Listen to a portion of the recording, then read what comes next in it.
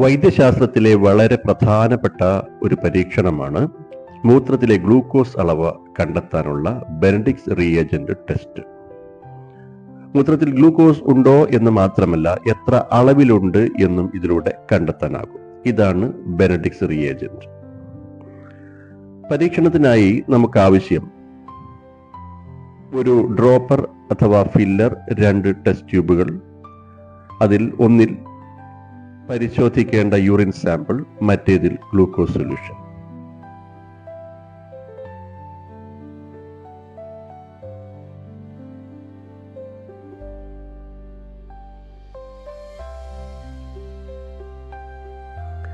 Dropper ഉപയോഗിച്ച് 2 test ട്യൂബുകളിലും 2 ml വീതം ബെനഡിക്സ് സൊല്യൂഷൻ ഒഴിക്കുന്നു. ശേഷം ടെസ്റ്റ് ട്യൂബുകൾ ബർണറിൽ വെച്ച് 2 മിനിറ്റ് നേരത്തേക്ക് ചൂടാക്കണം.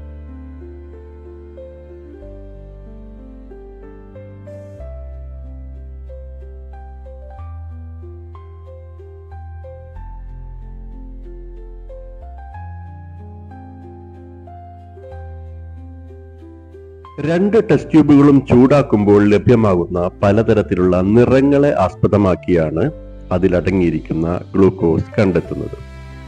ആദ്യം മൂത്രം അടങ്ങിയ ബെനഡിക്സ് റിയേജന്റ് സൊല്യൂഷൻ ടെസ്റ്റ് ട്യൂബിനെ ചൂടാക്കുമ്പോൾ അതിന് പ്രത്യേക നിറമാറ്റങ്ങൾ ഉണ്ടാകുന്നില്ലെങ്കിൽ മൂത്രത്തിൽ ഗ്ലൂക്കോസിന്റെ അളവ് ഇല്ല എന്ന് നിരീക്ഷിക്കാം.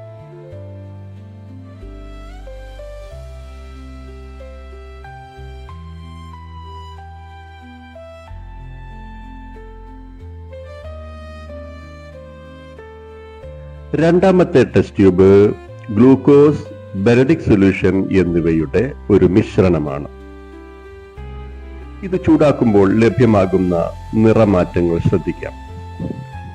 ടെസ്റ്റ് ട്യൂബിലെ ലായനി നീല, പച്ച, മഞ്ഞ, ഓറഞ്ച് എന്നിങ്ങനെ അവസാനം ബ്രിക്ക് റെഡ് അഥവാ ചുവപ്പ് നിറത്തിലേക്ക് മാറുന്നതായി കാണാം.